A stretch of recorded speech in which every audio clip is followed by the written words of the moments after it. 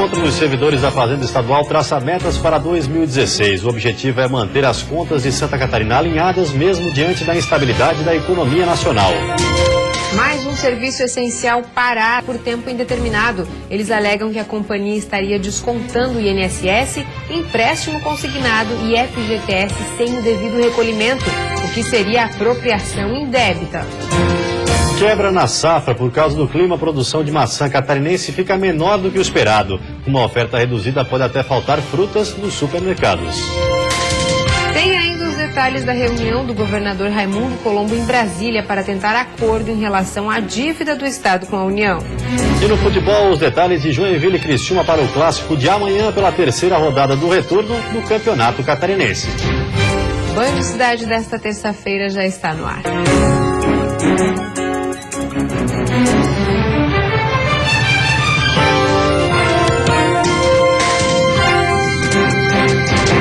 Olá, boa noite.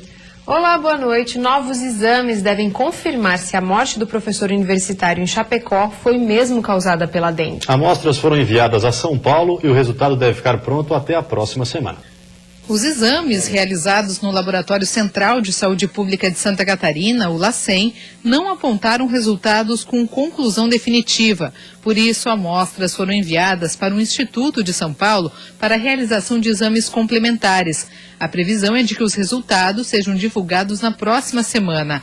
Integrantes da DIV, Diretoria de Vigilância Epidemiológica de Santa Catarina, estão em Chapecó para auxiliar na investigação. O professor universitário Alan Clan, de 34 anos, morreu no domingo. Essa é a primeira morte por suspeita de dengue hemorrágica no estado.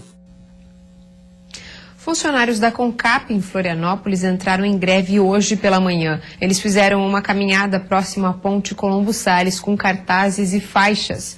De acordo com o Sindicato dos Trabalhadores no Serviço Público Municipal, a empresa cometeu a apropriação indébita, ou seja, a companhia estaria descontando INSS, empréstimo consignado e FGTS sem repassar para a fonte pagadora. A situação já havia sido motivo de reclamação por parte dos funcionários e a empresa havia se comprometido em regularizar a situação até o dia 8 de março. Como isso não aconteceu, os servidores decidiram cruzar os braços. A categoria afirma que só retoma as atividades depois da regularização da situação. O prefeito de Florianópolis, César Souza Júnior, regulamentou o serviço de motofrete na cidade. Com a medida, cerca de 500 profissionais terão atividade regulamentada. A partir de agora, o Instituto de Geração de Oportunidade de Florianópolis, juntamente com a Associação de Motociclistas da Grande Florianópolis, irão administrar o sistema de cadastramento de motoboys e motofretes. Com a regularização da atividade, os profissionais terão que passar por curso de capacitação e respeitar regras do setor. A Prefeitura salienta que está legalizando o serviço de motofrete, que carrega mercadorias, e não de mototaxista, que transporta pessoas. As agências dos Correios não abrirão mais aos sábados. A medida foi tomada para reduzir gastos. A partir do próximo sábado, dia 19, a maioria das agências dos Correios no país não irá abrir as portas. A medida anunciada pelo presidente dos Correios visa reduzir os gastos da empresa para chegar ao fim do ano com o orçamento em dia. Apenas agências de grande movimento, como aeroportos e rodoviárias, devem continuar atendendo. A empresa espera economizar 1,6 bilhão de reais com ações de redução de despesas ao longo de 2016. Fim do prazo, falta uma semana para os eleitores fazerem o cadastramento biométrico. Quem deixou para a última hora vai enfrentar filas.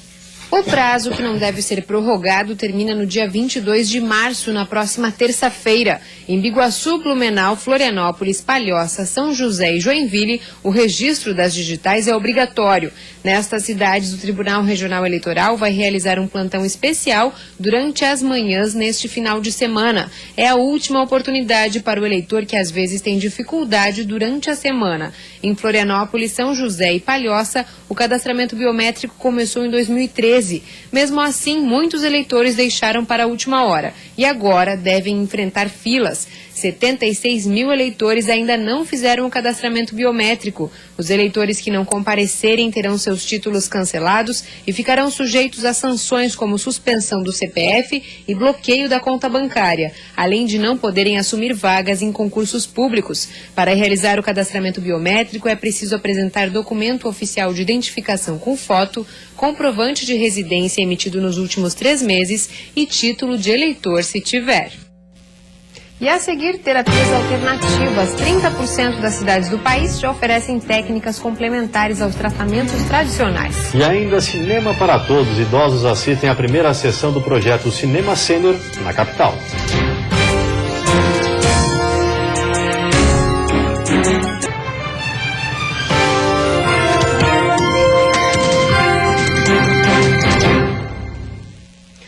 Florianópolis teve hoje a primeira sessão de cinema sênior. Cerca de 100 idosos puderam assistir a um filme gratuitamente num shopping da capital.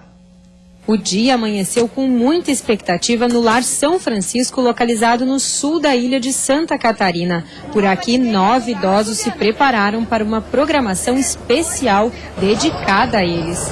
É dia de passear e ir até o cinema. Tô ansiosa.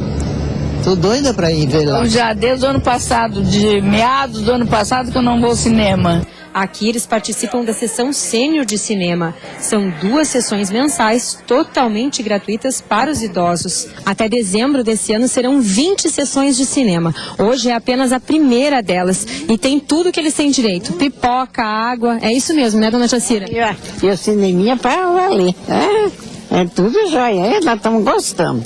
Conforme o diretor do projeto, Sessão Sênior de Cinema é um projeto patrocinado por Florianópolis por meio da Lei Municipal de Incentivo à Cultura. Onde a gente tem os apoiadores culturais que disponibilizam 20% do seu imposto, ou seja, aqui nesse projeto Floripa Shopping está dando esse apoio cultural através do seu IPTU. Hoje foi a vez do filme vencedor do Oscar de melhor filme, Spotlight, Segredos Revelados. E a expectativa deles era grande. Maravilha.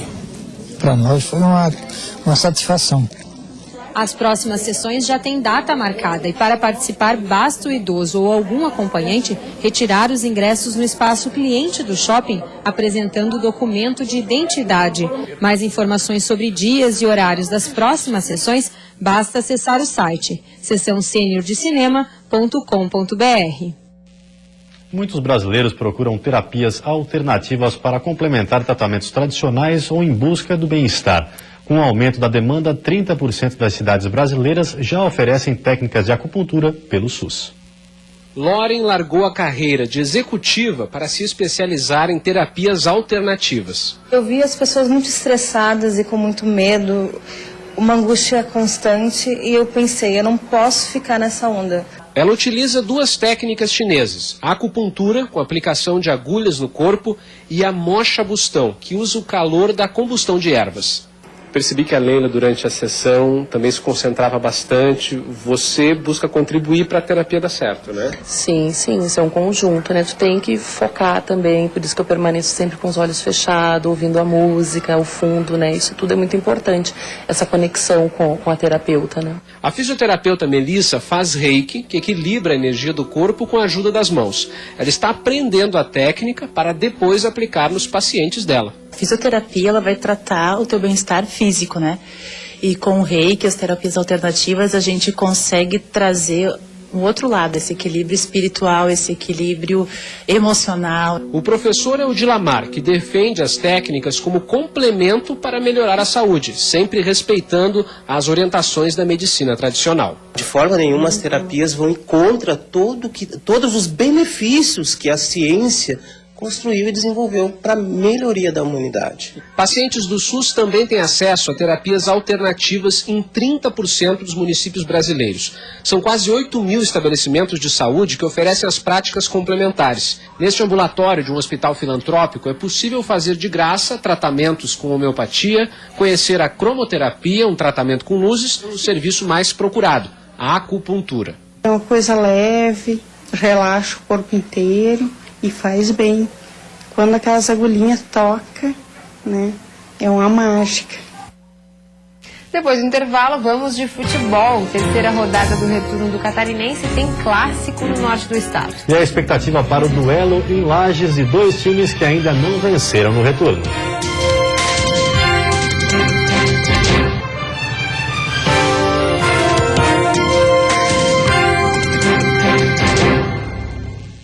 Futebol, amanhã é dia de clássico catarinense no norte do estado. Em campo, duas equipes que venceram seus jogos no retorno e que lutam pelo título.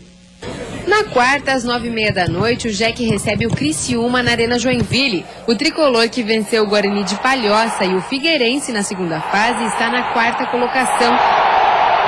Também o Tigre ganhou as duas primeiras partidas, Avaí e Brusque. E para um time repleto de garotos da base, a campanha do Tigre está chamando a atenção. Hoje o Criciúma é o principal concorrente da Chape na busca pelo título estadual e tem apresentado dentro de campo um futebol de boa qualidade. Com 4 jogos em casa, dos 7 que ainda restam na competição, o time do sul do estado sabe que precisa vencer no Heriberto Wilson e buscar pontos fora de casa. A primeira grande batalha fora será amanhã. Dois bons times, o jogo aqui no estado que a gente venceu eles já foi um jogo muito bom. Então a gente vai esperar um jogo forte lá, um jogo difícil, mas a gente tem totais condições de chegar à vitória. Além desse clássico, outros 2 jogos movimentam a terceira rodada amanhã à noite. Num deles, a palavra de ordem é uma só: vencer. E Lages se enfrentam Internacional e Figueirense num jogo de vida ou morte dentro da competição. O Colorado Serrano, que perdeu para a Chapecoense, e o Guarani no retorno, tem a vantagem de jogar diante do torcedor. No primeiro turno, jogando no Orlando Scarpelli, a vitória foi do Leão Baio por 2-1. O Inter, sem pontuar no segundo turno, está na 8ª colocação. O Figueirense vive uma situação ainda mais desconfortável nessa segunda fase, sofrendo muita pressão da torcida. Depois da derrota para o Brusque, fora de casa, a equipe perdeu para o Joinville no Orlando Scarpelli sábado à noite. O jogo, que teve um gol polêmico do Jack, revoltou o presidente do Alvinegro. Junto com a federação, fizemos uma cota e trouxemos o Santos para cá. E eu acho que ele veio para apitar o jogo aqui sem compromisso, quis aparecer. O lance, o primeiro gol, é uma coisa. Eu nunca vi no futebol o que aconteceu hoje. Uma coisa ridícula. O lance é do Bandeira. O Bandeira levantou a bandeira. Na hora que o Bandeira levantou a bandeira, parou todo mundo. Entende? Então ele quis aparecer, entendeu? No outro jogo, o Brusque recebe o Metropolitano no estádio Augusto Bauer. O time do Vale do Itajaí está na 6ª posição com 3 pontos. Venceu o Figueirense na primeira rodada e no domingo perdeu para o Criciúma. Já o Metropolitano de Blumenau ganhou do Camboriú e goleou o Avaí por 4-0. O time está na 2ª posição com 6 pontos. Cai mais um técnico no Campeonato Catarinense. Agenor Pitinin, do Camboriú, colocou o cargo à disposição da diretoria, que aceitou o pedido. O Cambura, lanterna da competição, joga quinta-feira contra o Avaí na ressacada. E a seguir, safra da maçã. Quebra na produção pode causar o desabastecimento nos supermercados até o fim do ano. E ainda de olho na crise política e econômica do país, servidores da Secretaria da Fazenda definiram hoje as metas para este ano no estado.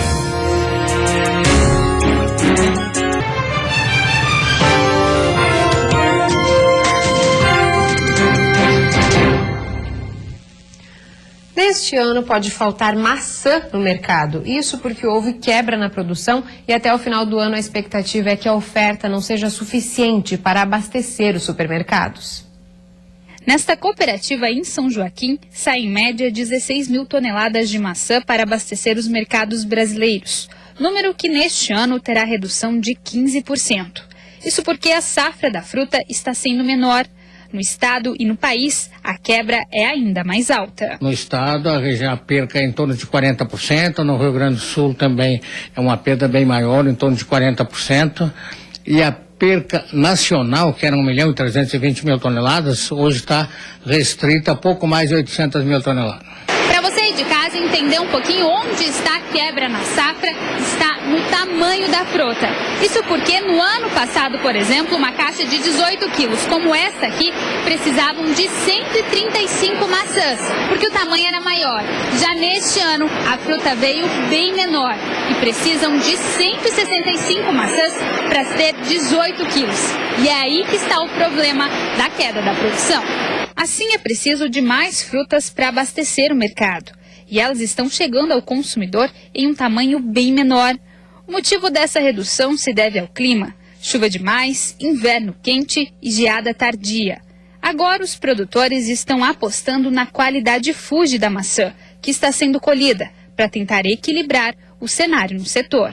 A nossa esperança é que a Fuji venha equilibrar isso aí e que venha diminuir esse percentual de perca, porque já que a nossa região e a cooperativa produzem em torno de 60% de maçã Fuji e 40% de Gala, então a nossa expectativa é que a Fuji venha a equilibrar isso aí. Mas apesar de uma fruta pequena, o preço está compensando para o produtor e já é considerado o melhor dos últimos anos. Já o consumidor deve sentir o reflexo no bolso. Mesmo assim, é bom aproveitar, porque a expectativa é que a oferta de fruta não seja suficiente para abastecer o mercado até o final do ano. O preço permaneceu alto desde o início da colheita da Gala até agora, não houve redução de preço, né? E a demanda continua forte, né? E nós achamos que lá para o fim do ano o mercado vai estar desabastecido novamente. São Joaquim na Serra é a maior produtora de maçã do estado e do país. Daqui saem em média por ano 300 mil toneladas da fruta. Número que neste ano deve ficar em 260 mil toneladas, devido a essa quebra na produção. Quarta-feira de temperaturas um pouco mais elevadas e com predomínio de nuvens. No oeste, Vale do Itajaí e sul, tempo seco com máxima de 28 graus. No litoral norte, nebulosidade, chuva isolada e a máxima chega aos 29. Na Grande Florianópolis, os termômetros chegam a marcar 30 graus e o calor pode provocar pancadas isoladas de chuva. Já na Serra, quarta-feira de sol com temperatura entre 12 e 22 graus. Esse ano, o encontro anual fazendário promovido pelo governo catarinense se concentrou na crise política instalada no país. O evento traçou metas prevendo a recuperação econômica e em nível nacional. Centenas de colaboradores e convidados assistiram à palestra sobre economia e cenário político nacional. A programação do encontro durou todo o dia, mas no período da manhã as atividades foram restritas aos servidores. A Fazenda anualmente se reúne para fixação de suas metas. A partir de hoje, as metas estão lançadas e aqui se trabalha num formato, o servidor público trabalha num formato de meritocracia. Entre as estratégias do governo de Santa Catarina para enfrentar as instabilidades financeiras atuais está a renegociação da dívida pública dos estados com o país, ainda em andamento, e as medidas tomadas no final de 2015. Para a Gavazoni, mesmo que impopulares, elas impediram o aumento de impostos. Fazer a coisa certa sempre gera muita polêmica.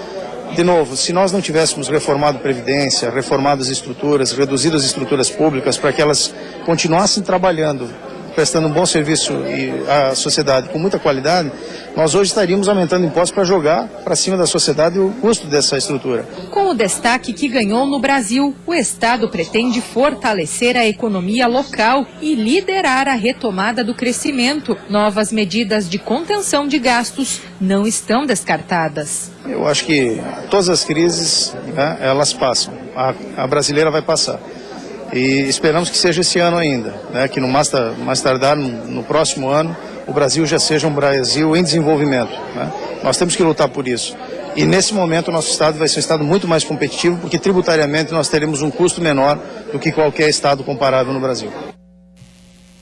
O governador Raimundo Colombo participou de uma audiência agora à tarde com o ministro da Fazenda, Nelson Barbosa, para discutir a renegociação da dívida do Estado com a União. Depois de vários dias de discussões, enfim, governo estadual e União chegaram a um acordo. Ele prevê o alongamento da dívida por 20 anos, a troca do indexador que reduz os juros e um desconto inicial de 40% nas parcelas durante 2 anos. Em fevereiro desse ano, a Procuradoria-Geral do Estado ajuizou um mandado de segurança no Supremo Tribunal Federal, questionando o método utilizado no recálculo da dívida pública de Santa Catarina com a União. Mesmo com o acordo firmado hoje, o processo continua. E antes de encerrarmos, vamos ver como está o trânsito ao vivo aqui na capital. Você vê imagens das pontes Pedro Ivo Campos e Colombo Salles, que fazem a ligação entre a ilha e o continente. Movimento é intenso, com lentidão em ambos os sentidos. Na Grande Florianópolis faz 24 graus neste momento. Você fica agora com o Jornal da Band. Uma ótima noite a todos e até amanhã. Uma boa noite para você. Até amanhã.